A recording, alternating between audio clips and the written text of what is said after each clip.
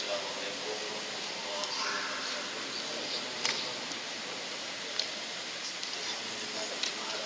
Wassalatu wassalamu ala rasulillah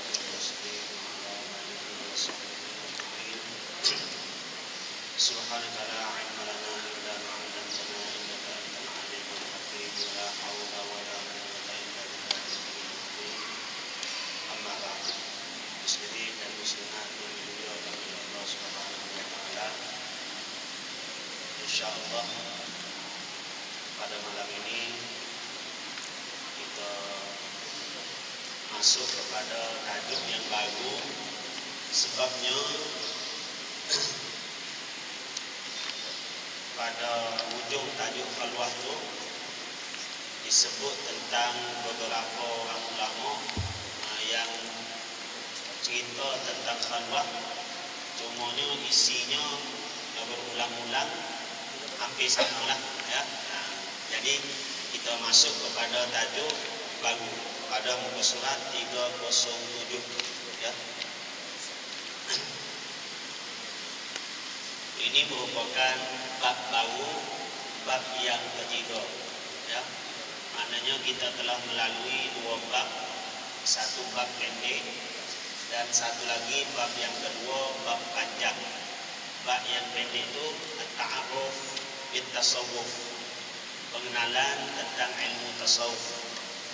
Bab yang kedua, al-manhajul amali fit tasawuf, metode amali ataupun praktikal dalam ilmu tasawuf yang melibatkan suhbah, yang melibatkan khalwah, kita baca sebelum ini, yang melibatkan juga al-wirathul muhammadi, mencari pewaris Nabi sallallahu alaihi wasallam, dan banyak lagi lah ya. Malam ini masuk kita pada bab yang ketiga, tariqul wusul ila Allah subhanahu wa ta'ala, jalan untuk kita menuju Allah subhanahu wa ta'ala. Jadi di sini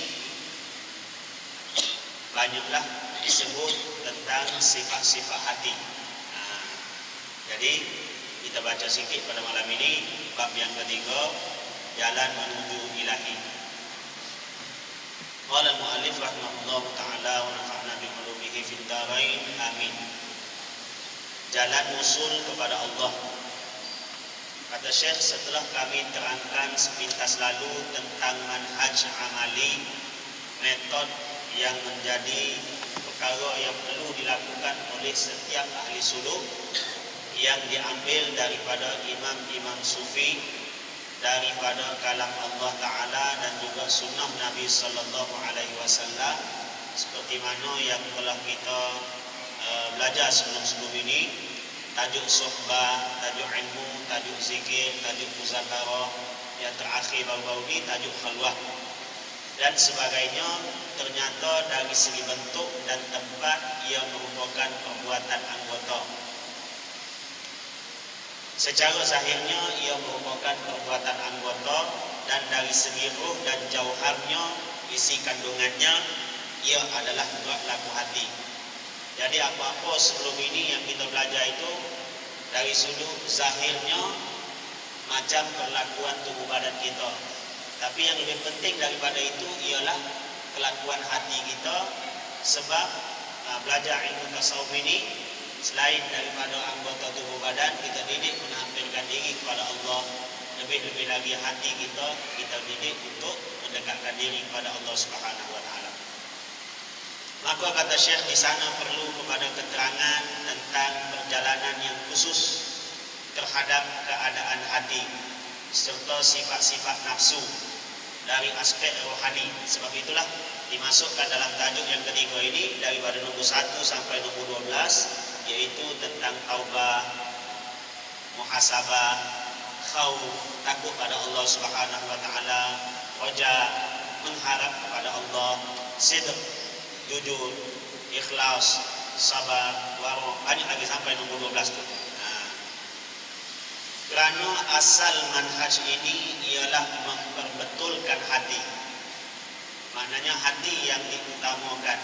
Sebab hati ini menjadi tempat Allah tengok, Allah nilai kepada kepada diri kita, mengubatinya dari segala penyakit serta menghiasinya dengan sifat-sifat kesempurnaan. Jadi peranan ilmu tasawuf ini sebagaimana kita belajar pada awal bab dulu, bab yang pertama, berakhlak dengan akhlak yang mulia, kemudian meninggalkan akhlak-akhlak ataupun perangai-perangai tingkah laku yang tercela. Itu salah satu definisi ilmu tasawuf. Jadi dilebihkan perbuatan hati berbanding anggota. Sebab anggota ini benda yang senang nampak, hati benda yang susah sikit nampak.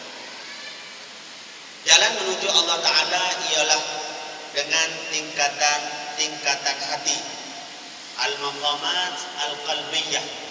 Jadi hati ini yang berjalan menuju Allah Subhanahu wa Ta'ala setahap demi setahap, bermula dengan taubat kepada Allah Subhanahu wa Ta'ala. Sehingga kan ulama-ulama tasawuf kata, man la taubata lahu la sayra lahu.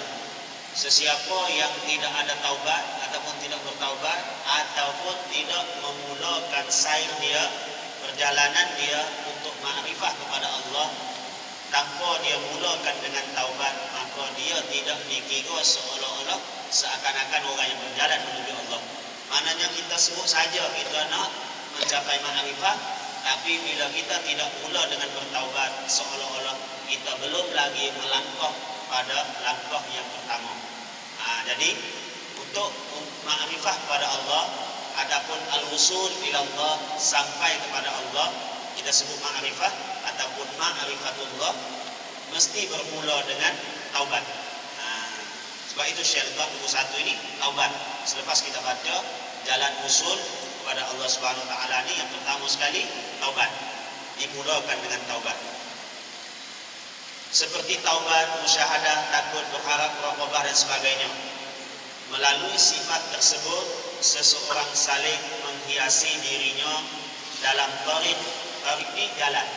Begitu juga kita sebut tarikat, itu jalan, ya, menuju ma'rifatullah, yaitu dengan ma'rifah dzauqiyah, ma'rifah yang dirasa di dalam hati manusia, bukan ma'rifah yang difikir oleh akal manusia, ataupun bukan ma'rifah melalui dalil dan juga burhan, tapi ma'rifah melalui adzauq wal ayan, melalui rasa hati dan penglihatan basirah dalaman manusia.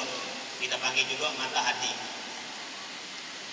Serta sampai ke maqam ihsan yang tidak terbatas martabatnya.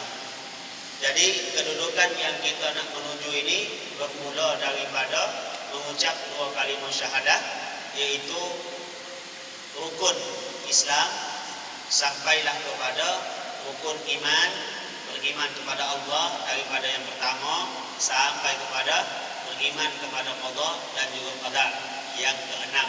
Kemudian menjangkau lagi perasaan kita pula, akhlak kita, pribadi kita, dalaman kita, yaitu muraqabah, maqam ihsan ataupun rukun ihsan yang pertama, muraqabah.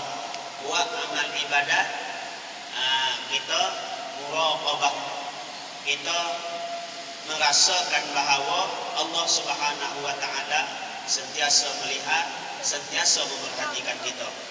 Lepas tu kita menjangkau lagi perjalanan hati sanubari kita sampai kepada maqam musyahadah. Jadi maqam musyahadah ini kita syuhud kepada Allah bil ayan, dengan mata hati. Kita memandang kepada Allah dengan mata hati. Sebab kita ahli sunnah wal jamaah di dunia tidak boleh melihat Allah. Ya, sebab Nabi Musa pernah minta nak lihat Allah. Allah tajalli zat Allah, gunung bukit Sinai berkecai, hancur. Jadi kemampuan jasad manusia, panca indera manusia nak melihat kepada tajalli Allah Subhanahu wa Ta'ala pun tak mampu, apatah lagi nak melihat kepada zat Allah Subhanahu wa Ta'ala.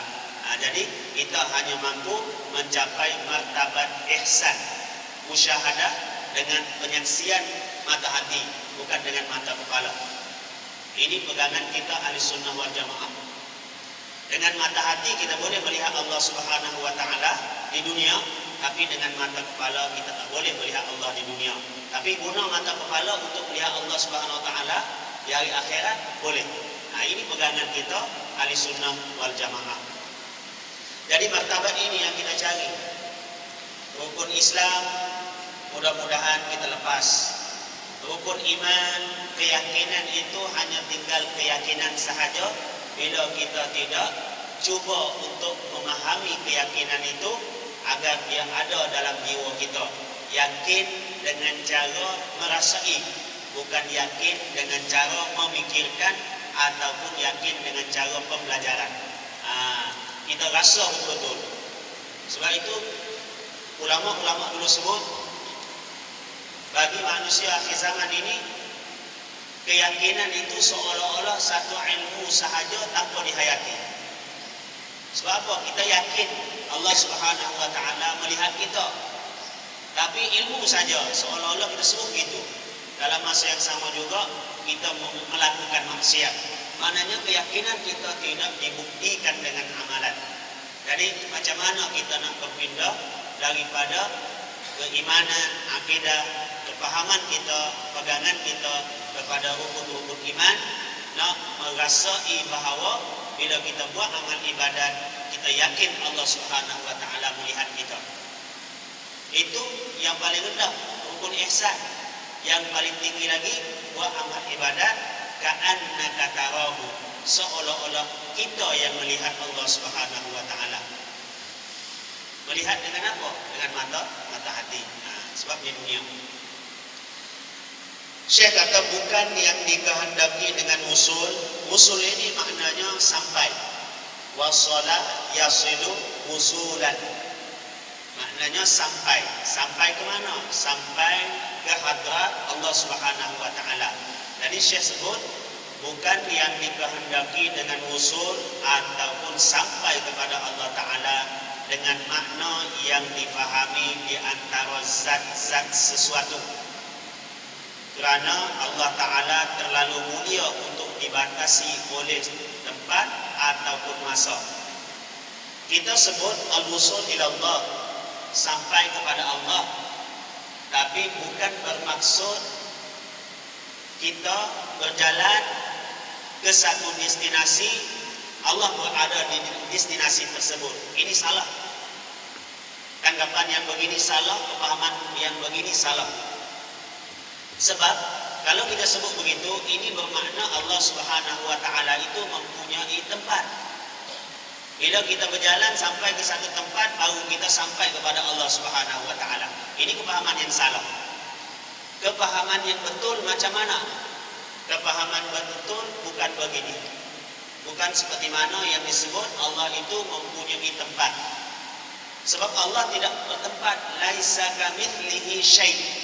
Apa-apa ayat Al-Quran yang menceritakan tentang sifat Allah, af'al Allah, zat Allah, rumusan dia laisa kamitslihi syai'. Allah tak sama dengan apa-apa sekalipun.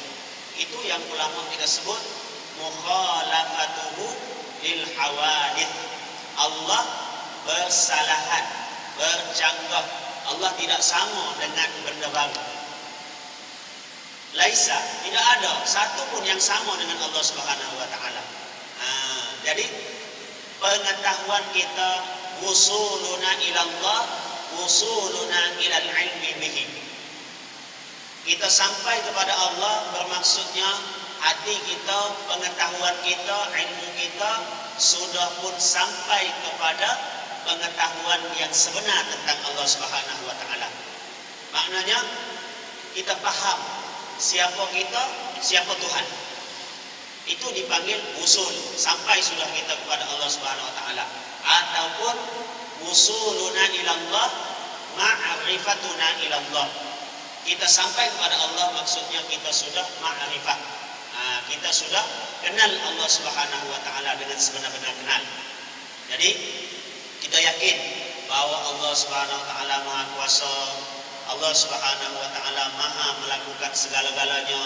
Allah taala takdirkan kita, apa yang berlaku kepada kita semua itu datangnya daripada Allah Subhanahu wa taala. Jadi ulama sebut kullu syai'in minal habibi habibu. Semua yang datang daripada kekasih ini adalah dikira sebagai kekasih. Kalau Allah datangkan musibah pun kita tetap menerimanya dengan hati yang redha. Tapi susah tuan-tuan. Kalau dapat nikmat nak bersyukur itu senang sikit. Tapi dapat musibah nak bersabar itu susah. Apatah lagi dapat musibah nak menganggap musibah itu adalah sesuatu yang terbaik untuk kita, seperti mana yang Allah bagi kepada kita itulah yang terbaik, pilihan Allah Subhanahu wa taala untuk diri kita, ini susah. Nak capai tahap beginilah kita kena betul-betul ma'rifah kepada Allah Subhanahu wa taala, kenal betul-betul Allah. Kalau kita tak kenal Tuhan, maknanya kita belum kenal diri kita. Tak kenal Tuhan Maha Berkuasa, nak kenal macam mana diri kita yang lemah. Tak kenal Tuhan ni pemberi rezeki, nak kenal macam mana kita sebagai makhluk hanya menerima rezeki daripada Allah Subhanahu wa taala. Setengah orang sebut tak kenal diri maka tak kenal Allah Subhanahu wa taala. Bila kita kenal diri kita yang lemah, kita kenal Allah Maha Kuat. Kita kenal diri kita ini hina, kita kenal Allah itu Maha Mulia. Begitulah seterusnya. Jadi bila kita kenal sekenal-kenalnya dengan hati dan perbuatan kita mampu untuk redha, pada saat itulah kita merasakan bila Allah bagi bala kepada kita pun, ujian kepada kita, kita terima dengan hati yang boleh terima. Rasa itu adalah pemberian daripada Allah supaya kita lagi hampir dengan Allah Subhanahu wa taala. Sebab kadang-kadang kita rasa bila Allah bagi nikmat, kita rasa Allah sayang. Bila Allah uji kita, bagi bala, kita rasa Allah benci. Tidak semestinya. Kadang-kadang Allah bagi nikmat banyak, Allah benci juga. Kadang-kadang Allah bagi ujian pun Allah benci juga. Kadang-kadang Allah bagi nikmat banyak, Allah sayang juga. Allah bagi ujian banyak, bala banyak, Allah sayang juga. Tak semestinya Allah bagi bala itu Allah benci, Allah bagi nikmat itu Allah sayang. Tapi bagi orang yang bagus, hati dia dekat dengan Allah, Allah bagi nikmat, dia bersyukur. Syukur itu baik untuk diri dia. Bila Allah bagi ujian, dia sabar. Sabar itu baik untuk diri dia. Jadi apa-apa yang datang daripada Allah, dia terima sebagai satu takdir daripada Tuhan. Itu pilihan Tuhan untuk diri kita. Sebab itu ulama-ulama yang bagus, dia doa sampai macam mana? Dia doa, Allahumma inni as'aluka alla akhtar. Ya Allah, aku minta dengan Engkau agar aku tidak memilih. Sebenarnya kita berhak untuk memilih. Kita nak apa, kita minta dengan Allah Subhanahu wa taala. Tapi ulama-ulama minta, ya Allah, aku minta dengan Engkau agar aku tidak memilih. Diberi pilihan tapi dia tidak memilih. Illa ma takhtaruhu li, kecuali apa yang Engkau pilih untuk diri aku. Kita tak minta begitu, ya Allah, aku minta ini. Kita bagi tahu satu-satu apa yang kita mau. Seolah-olah kita nak takdir Allah sama dengan permintaan kita. Tapi ulama-ulama yang faham tentang Allah Subhanahu wa taala sudah makrifat, dia minta untuk tidak meminta kecuali apa yang dipilih, apa yang diminta oleh Allah Subhanahu wa taala. Ya Allah, bagilah aku untuk tidak memilih kecuali apa yang Kau pilih untuk diri aku. Maknanya dia meminta supaya pilihan Allah itu menjadi pilihan diri dia.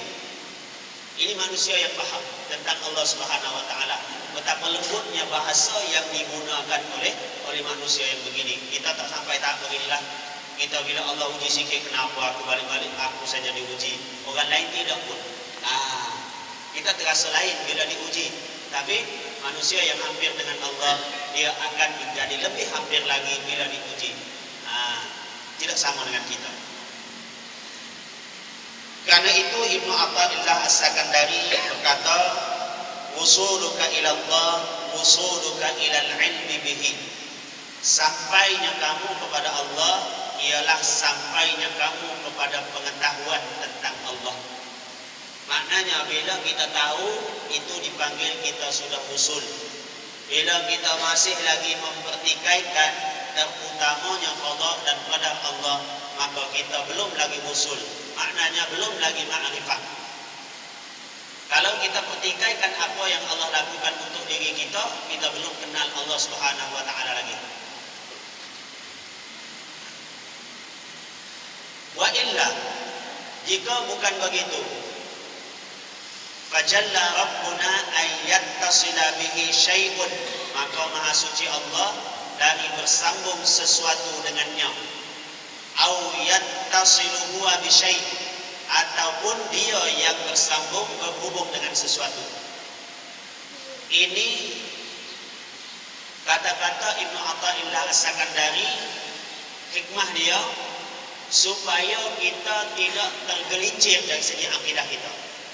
Jangan kita menyangka kita sampai kepada Allah ada destinasi. Tidak. Kita sampai kepada Allah, kita ma'rifah kepada Allah.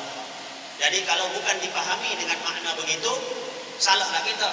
Sebab Allah ini maha suci daripada Allah berhubung dengan sesuatu ataupun sesuatu itu yang berhubung dengan Allah Subhanahu wa taala. Dua-dua itu tidak layak bagi Allah.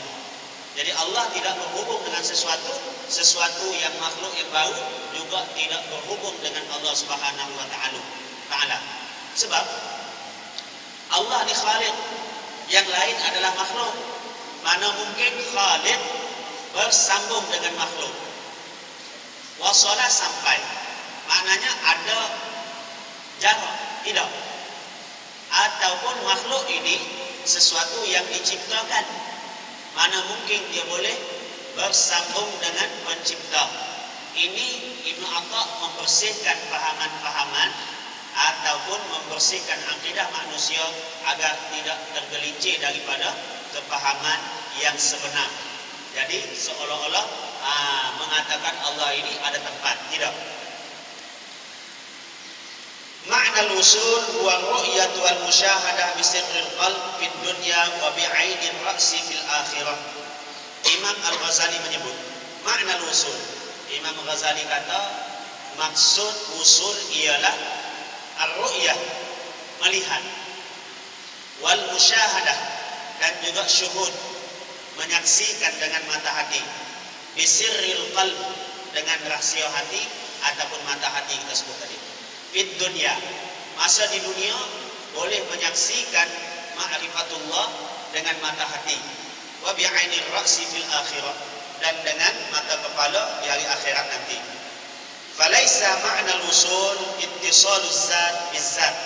Makna usul itu bukan bermaksud zat bergabung dengan zat, zat bersambung dengan zat. Bukan maksud zat yang qadim bersambung dengan zat yang hadis, ataupun zat yang hadis yaitu makhluk bersambung dengan zat yang qadim yaitu Allah Subhanahu wa taala. Itu bukan makna begitu. Ta'ala Allah 'an dzalika 'uluwan kabira. Maha suci Allah daripada perkara yang sedemikian, berhubung zat dengan zat. Tidak layak bagi Allah Subhanahu wa taala. Sesungguhnya berjalan di jalan usul kepada Allah adalah sifat orang-orang mukmin yang soleh. Manusia yang soleh semuanya di dunia ini memandu hati mereka untuk sampai kepada pengetahuan yang sebenar tentang Allah. Jadi disinilah lahirnya pembelajaran mengenai sifat-sifat Allah Subhanahu wa taala. Sifat wujud, sifat qidam, baqa. Manusia tahu sifat-sifat ini menyebabkan mereka semakin hampir dengan Allah. Tak tahu sifat ini menyebabkan manusia tak kenal Allah Subhanahu wa taala. Sebab itu ilmu tauhid diajar kita supaya belajar sifat wujud, qidam, baqa sampai pada akhirnya. Setengahnya suruh kita belajar 13 sifat yang ada pada Allah Subhanahu wa taala. Ini yang diringkaskan setengah kata sampai kepada 20 sifat. Jadi ini yang kita perlu belajar tentang tauhid. Jadi bila kita belajar, tambah dengan amalan menyebabkan kita boleh ma'rifah. Kalau kita belajar tanpa beramal, ma'rifah kita tidak bermakna, sebab kita tak rasa dengan hati. Ini dibina oleh Nabi SAW. Tauhid ini dibina selama 13 tahun di Mekah, lebih lama daripada 10 tahun di Madinah. Oleh kerana itu para nabi dan rasul diutuskan. Kerana apa? Kerana untuk manusia kenal Allah. Tujuannya untuk mengenal Allah. Bila nak dikenal, maka Allah memutuskan para nabi agar memandu manusia supaya manusia dapat kenal Allah Subhanahu wa taala. Ini salah satu peranan rasul, memandu manusia kenal Allah. Itu salah satu tujuan nabi ataupun rasul diutuskan. Serta mursyid menyuruh agar manusia meningkat daripada kerendahan, kebendaan dan kehaiwanan kepada kedudukan insaniyah, kemanusiaan dan malakiyah, kemalaikatan, serta mengecapi nikmat dekat dan lazat berzina dengan Allah Subhanahu wa taala. Begitu juga bila kita sebut dekat. Bila kita sebut dekat, bukan bermakna jarak kita dengan Allah, tidak. Ulama-ulama sebut dekat al-qurb, dekat, ataupun qaribun, dekat. Wa huwa aqrabu ilaikum min hablil warid. Dia dekat dengan kamu, lebih dekat daripada urat ini. Jadi dekat di sini, ulama kata al-qurbu qurbu makanah. Dekat di sini dekat kedudukan kita dengan Allah Subhanahu wa taala, dekat. Laisa qurbu makan, bukan maknanya dekat dari segi tempat, jarak, tidak. Dekat dari sudut kedudukan kita, kehampiran kita dengan Allah. Kalau dekat dari segi jarak, salahlah. Orang sekarang ni bising. Dia kata hadis mengenai Allah duduk di langit, kan? Kalau itu hadis, ayat Quran sebut, kalau dipahami dengan cara faham satu perkataan, maka kita faham Allah di langit melalui hadis yang disebut oleh golongan-golongan tertentu. Tanpa kita tengok dulu, tanpa kita bahas dulu hadis ini statusnya apa. Bawa ayat Quran. Bawa ayat Quran. Wa huwa aqrabu ilaikum min hablil warid. Dia, siapa dia? Allah, lebih dekat dengan kamu daripada urat leher kamu sendiri. Jadi, kalaulah pahaman orang yang faham Allah itu dekat dengan urat leher kita, maknanya urat leher kita di mana?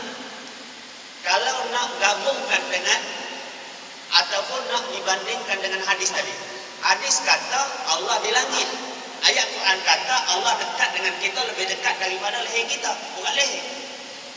Jadi urat leher kita di langit tak? Nampak tak? Kepahaman tu. Sebab tu ahli sunnah wal jamaah, dia tidak mengatakan Allah itu di langit. Sebab langit itu tempat, langit itu makhluk. Nampak? Satu lagi Allah sebut wa huwa ma'akum ainama kuntum. Dia bersama kamu di mana saja kamu berada. Manusia berada di langit kan di bumi? Di bumi. Jadi nak pakai yang mana satu? Ini bagi orang yang balik-balik sebut Allah di langit, balik-balik sebut Allah di langit. Nak faham itu saja caranya. Cara dia lah. Ini saja dia kata betul. Siapa tak sebut Allah di langit, dia tak percaya kepada hadis. Hadis ni tinggi levelnya. Kita letak dulu hadis ni ke tepi, ambil ayat Quran dulu. Ayat Quran kata, dia bersama kamu di mana saja kamu berada. Pernah kita naik ke langit? Tak pernah. Jadi kita di bumi. Jadi nak percaya yang mana satu? Tuhan di langit kah Tuhan di bumi? Allah kata wa huwa fis sama'i ilahun wa fil ardi ilah. Ialah Tuhan di langit, ialah Tuhan di bumi. Jadi jangan balik-balik benda yang mutasyabihat, yang membawa kepada kesamaran. Ulama-ulama tak banyak dibincangkan perkara-perkara ini. Cukup sekadar kita beriman kepada apa yang disebut oleh Allah Subhanahu wa taala dalam ayat-ayat Quran, dalam hadis-hadis Nabi. Tapi bila ada golongan-golongan tertentu yang balik-balik sebut, kita juga kena menjelaskan supaya masyarakat tidak keliru. Kalau kita tak jelaskan, masyarakat akan jadi keliru. Nah, dekat di sini makna dia dekat kedudukan kita. Nah, hampir kita dengan Allah itu dekat dari segi kedudukan, bukan dekat dari segi tempat. Nilai kita di sisi Allah itu ada nilai, kata ada nilai. Itu makna dekat kedudukan. Nah, bukan makna dekat jarak. Pada hakikatnya, sekalipun manhaj amali berbagai bentuk dan uslub sains serta suluk bermacam-macam jenis mengikut ijtihad dan perubahan tempat serta masa, tetapi jalan hanyalah satu. Walaupun kita tengok ulama-ulama tasawuf, ulama-ulama ahlillah, dia membawa pendekatan yang berbagai untuk dia mendidik anak murid agar makrifah kepada Allah Subhanahu wa taala. Macam-macam cara. Tapi sebenarnya tujuan dia ataupun jalan yang dilalui hanyalah satu, yaitu jalan yang dibawa oleh Nabi kita sallallahu alaihi wasallam. Cuma bezanya ada ulama yang mengambil berat tentang apa yang diperkatakan oleh Nabi sallallahu alaihi wasallam melalui sudut pandang yang berbeza. Macam kita bincang sebelum ini, ada ulama yang memandang sudut fikir itu lebih baik daripada zikir. Ada ulama yang memandang sudut zikir itu lebih berhasil daripada fikir. Dari pandangan yang berbeza ini timbul hasil daripada ijtihad masing-masing. Jadi perkara ijtihad ini kita tak boleh nampak paksa orang lain menerima ijtihad kita. Tak boleh. Jadi ulama punya kemampuan untuk berijtihad, dia bina jalan dengan cara ijtihad untuk sampai kepada makrifah kepada Allah Subhanahu wa taala. Jadi walau apapun jalan yang dilalui, tetap juga satu semata-mata untuk mencapai redha Allah. Kita baca Quran. Untuk apa? Untuk capai redha Allah. Orang lain berzikir untuk apa? Untuk capai redha Allah. Orang lain dia kurang selesa dengan berzikir, dia sembahyang sunat banyak-banyak. Untuk apa? Untuk capai redha Allah Subhanahu wa taala. Dari mana-mana jalan yang kita tempuh untuk mencapai redha Allah Subhanahu wa taala, kita tempuhlah sehingga Allah redha kepada kita. Itu terpulang kepada masing-masing. Yang penting selesaikan dulu yang wajib. Cara untuk menambah amalan-amalan sunat itu terpulang kepada ijtihad masing-masing. Kita tak mampu ijtihad, kita ikut ijtihad alim ulama. Oleh kerana itulah timbulnya pelbagai turuk sufiyah. Sebab cara yang berlainan ini merupakan ijtihad alim ulama, maka di sana timbullah macam-macam aliran dari segi tasawufnya. Dari segi tauhid ada dua aliran yang besar, yaitu Asy'ariyah dan Al-Maturidiyah. Dua aliran dalam tauhid. Aliran dalam fiqh ada 4 mazhab yang besar yang tersebar secara luas. Walaupun ada lagi mazhab-mazhab dulu yang layak membina mazhab sendiri, ulama dulu layak berijtihad macam Imam Al-Laits layak berijtihad sendiri, tapi mazhab dia tidak berkembang seperti mana mazhab 4. Mazhab Hambali, mazhab Maliki, mazhab Syafi'i, mazhab Hanafi. Yang ini berkembang secara ditadwin ilmunya, ditulis, dibukukan, kemudian disebarkan oleh anak murid masing-masing. Setengah ilmu, guru hebat, tetapi anak murid tidak berusaha mengembangkan ilmunya, maka ilmu itu sekadar di situ saja, tidak tersebar secara menyeluruh. Begitulah juga mazhab-mazhab fiqh yang dulu seperti Imam Al-Auza'i tidak berkembang, ya, walaupun mereka sampai kepada tahap mujtahid kubra. Ini dalam aliran fiqh.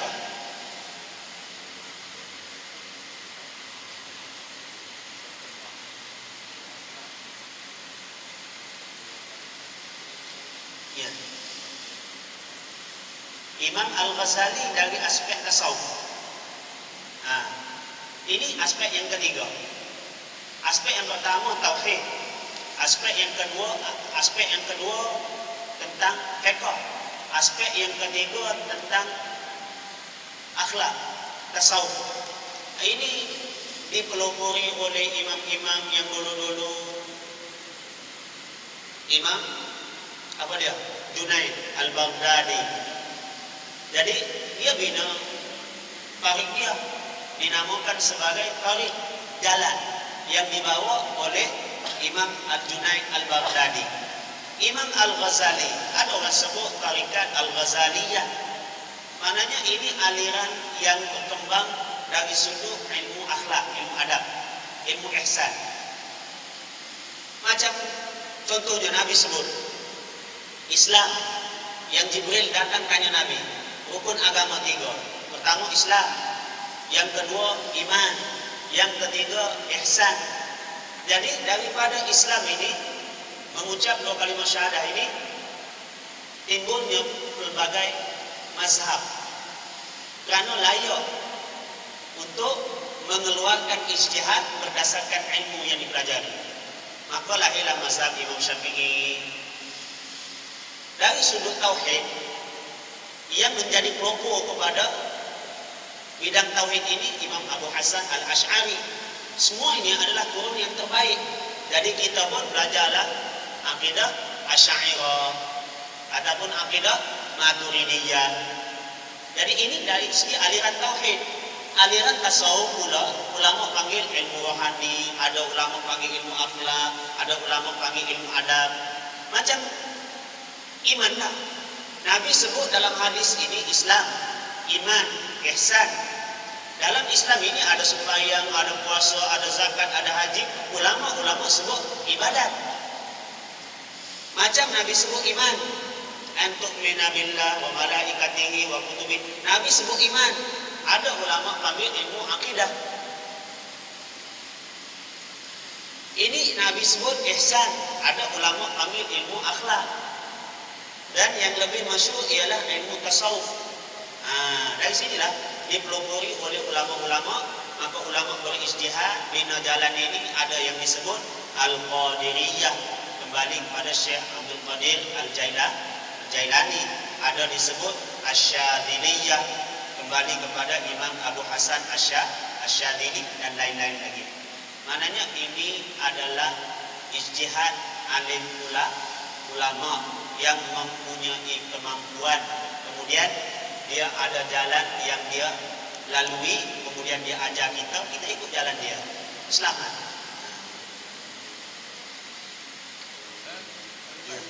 Ya silakan.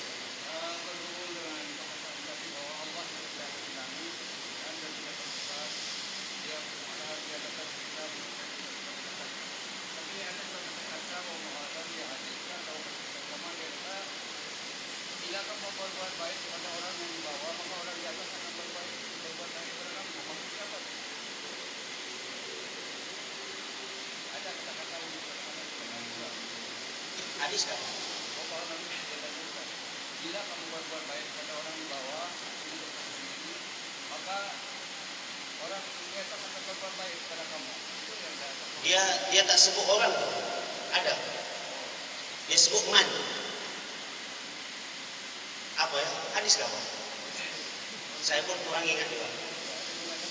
Man fil ardi, man fis samai. Man di situ disebut. Ya, disebut man. Man tu siapa? Di bumi ini siapa? Disebut siapa? Maknanya banyak mengandungi manusia dan juga binatang.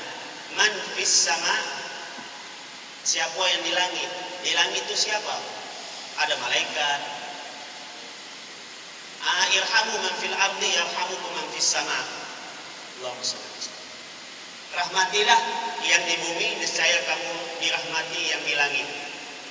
Ada yang di langit tak sebut Tuhan yang di langit toh, malaikat yang di langit toh, ataupun makhluk-makhluk yang lain yang di langit.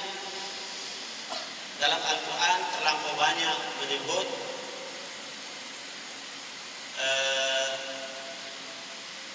Allah itu bukan sahaja di langit.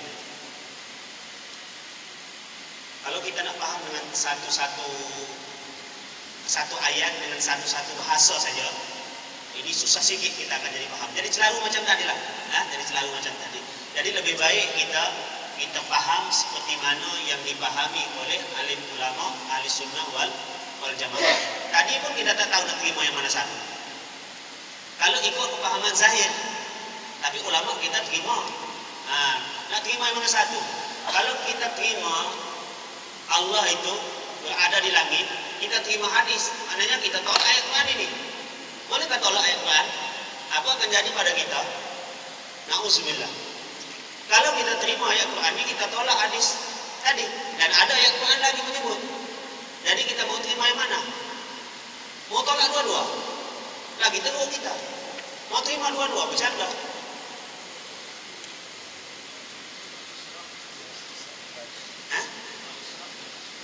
Apa dia?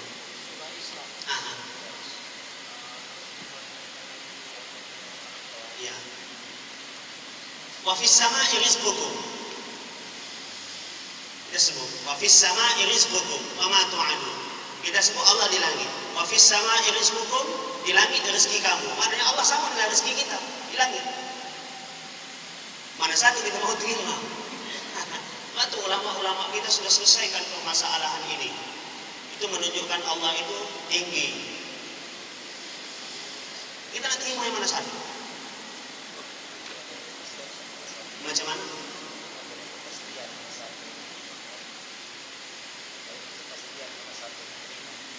Mana satu diterima? Ulama-ulama kita, bila ada ayat Quran menyebut begitu, kita tak boleh mentafsirkannya bukan secara bahasa begitu. Kita kena gabungkan ayat Quran ni. Jadi ini menunjukkan ketinggian Allah Subhanahu Wa Taala. Sebab kalau kita terjemahkan dengan berada di langit betul-betul, Subhanallah. Minggu lepas saya tengok pada tafsir Al-Quran, surah Al-Baqarah, ayat kursi sebut. Ayat kursi. Wasi'a kursiyyuhus samawati wal ardh. Quran di rumah saya cetakan yang sama. Quran di sini lain lagi cetakannya. Cetakan sama juga. Kalau saya ambil kita terasa.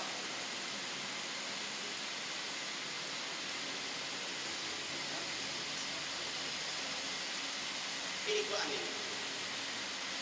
Yang di rumah saya itu yang lama sikit. Ini Indon. Cetakan Saudi.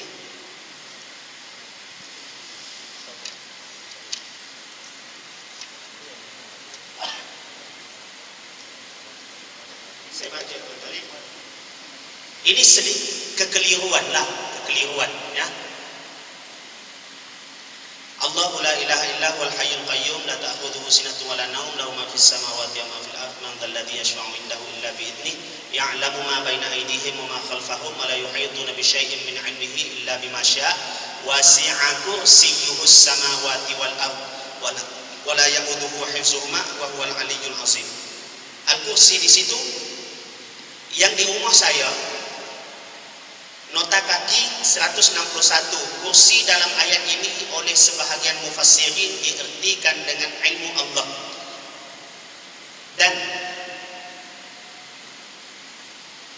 kursi Allah meliputi langit dan bumi. Ulama mufassirin menafsirkan kursi Allah dengan maksud ilmu Allah. Ilmu Allah meliputi langit dan bumi. Betul kalau kita terjemah begitu? Mufassir terjemah ni, bukan kita, ya. Ahli tafsir, ulama-ulama hebat, ya. Ada pula yang mengartikannya dengan kekuasaannya. Kekuasaan Allah meliputi langit dan bumi. Itu terjemahan pentafsiran ahli sunnah wal jamaah. Dalam Quran di rumah saya yang lama, masa saya belajar dulu, saya bawa ke sini, sampai situ saja. Ini yang baru dicetak. Ada penambahan apa? Tuan-tuan tahu? Ditambah pendapat yang sahih. Ditambah pendapat yang sahih. Terhadap makna kursi ialah tempat letak telapak kakinya. N ditulis dengan huruf besar. Apa maksud tu? La haula wala quwwata illa billah. Laisa kamitslihi syai'. Allah tak sama dengan apa-apa. Ditulis pendapat yang sahih terhadap makna kursi ialah tempat letak telapak kakinya. N ditulis dengan huruf besar. Maknanya kursi ini adalah tempat letak telapak kaki Tuhan, yaitu Allah. Nampak tuan-tuan? Ini satu penyerupaan. Allah diserupakan dengan makhluk sudah. Maknanya tempat letak telapak kaki Allah meliputi langit dan bumi. Wasi'ah tu, wasi'ah meliputi, diterjemahkan di sini. Wasi'ah bermaksud juga besar, luas dia, luas. Maknanya kursi Allah, tempat letak telapak kaki Allah seluas langit dan bumi. Macam mana kita faham tu? Nak tidak menyamakan Allah dengan makhluk, tapi kita terjemah kursi itu dengan maksud ini. Disebut lagi pendapat yang paling tepat, pendapat paling sahih, paling tepat lah. Nampak dicucuk sikit. Kalau kita faham begitu, habis urusan kita. Berfikir sudah kita tentang zat Allah SWT. Telapak kaki saja seluas langit dan bumi, badan macam mana? Bila masuk pada sini rumit sikit lah. Sebab itu ulama-ulama ahli sunnah wal jamaah, dia tidak suka membicarakan ayat mutasyabihat yang mempunyai kesamaran. Banyak lagi ayat-ayat muhkamat yang membawa hukum secara jelas. Jadi ulama-ulama tak bincang itu secara panjang lebar. Ulama beriman sahaja. Jadi pendapat ahli sunnah, ilmu Allah meliputi langit dan bumi, kekuasaan Allah meliputi langit dan bumi. Ada kita samakan dengan makhluk bila kita sebut ilmu Allah meliputi langit dan bumi, kekuasaan Allah meliputi langit dan bumi. Ada kita terbayang. Tapi kalau kursi Allah, tempat letak tapak kaki Allah, bila N huruf besar, nak kembalikan pada siapa lagi? Pada Allah lah. Tapi ditulis lagi pendapat yang paling sahih. La haula wala quwwata illa billah. Sampai mana dah kita? Melencong sudah kita kan? Mana nih? Oleh kerana itu timbulnya berbagai turuk sufiah, sedangkan pada zat, hakikat serta jauharnya adalah merupakan jalan yang satu. Jalan ini satu saja, jalan yang dibawa oleh Nabi sallallahu alaihi wasallam. Cuma ada ulama kata pelbagai. Pelbagai itu cabang dia pelbagai. Asas dia satu, jalan yang dibawa oleh Nabi. Yang pelbagai itu apa dia? Ada juga ulama kata jalan untuk kita ma'rifah pada Allah ni macam-macam jenis dia. Betul juga perkataan tu. Ada juga sebut jalan untuk ma'rifah pada Allah ni satu saja, bukan banyak. Betul juga. Satu merujuk kepada satu yang dibawa oleh Nabi sallallahu alaihi wasallam. Satu saja. Siapa cari jalan lain tak akan jumpa makrifah, tak akan sampai kepada Allah. Yang sebut banyak tadi macam mana? Jalan yang satu tadi, dalam yang satu tadi mengandungi banyak amal ibadat, banyak suruhan, banyak cara untuk dekat kepada Allah. Satu dekat dengan tafakkur, satu dekat dengan cara zikir, satu dekat dengan cara macam-macam lagi berbakti kepada Allah. Ada orang dia dekat dengan Allah, dia nak baca Quran tak pandai, tapi dia tolong je orang dengan tulang 4 gerak dia. Bila boleh tolong orang, dia rasa satu kepuasan. Kenapa? Sebab Allah kata khairun nas anfa'uhum linnas. Sebab Nabi kata Sebaik-baik manusia ialah yang memberi manfaat, yang paling memberi manfaat kepada manusia yang lain. Dia ada tulang pakrat, dia tolong jiran dia tolong kawan dia dengan tenaga dia. Duit dia tak ada, miskin. Nak baca Quran, macam mana dia nak baca? Tak pandai, tak belajar. Jadi cara dia mendekatkan diri kepada Allah dengan cara tolong manusia. Orang kaya nak baca Quran tak pandai. Dengan cara apa dia mendekatkan diri kepada Allah? Dengan cara bantu yang miskin. Bagi orang miskin buat kerja sikit, bagi duit lebih. Ada rezeki lebih sikit, belanja jiran sebelah. Ada rezeki lebih sikit, support orang nak buat apa-apa bantuan. Jadi dia menghampirkan diri dia dengan Allah Subhanahu Wa Taala dengan harta yang dia miliki. Mana-mana jalan kita nak tempuhlah jalan yang mana-mana pun. Yang penting bersihkan hati kita untuk kita kenal Allah Subhanahu Wa Taala. Insyaallah. Kita berhenti situ lah kan. Jadi aku lupa oleh hadis Assalamualaikum warahmatullahi wabarakatuh. Auzubillahi minasyaitonir rajim. Bismillahirrahmanirrahim. Alhamdulillahirabbil alamin. Wassalatu wassalamu ala asyrofil anbiya'i wal mursalin wa ala alihi wasallam. Subhanaka la ilma lana illa ma 'allamtana innaka antal alimul hakim. La haula wa la quwwata illa billah. Allahumma rabbana atina fid dunya hasanatan wa fil akhirati hasanatan wa qina adzabannar. Sallallahu ala sayyidina Muhammad wa ala alihi washabbihi ajma'in. Subhana rabbika rabbil izzati amma yasifun wa salamun alal mursalin. Alhamdulillah. Qabbalallahu minkum.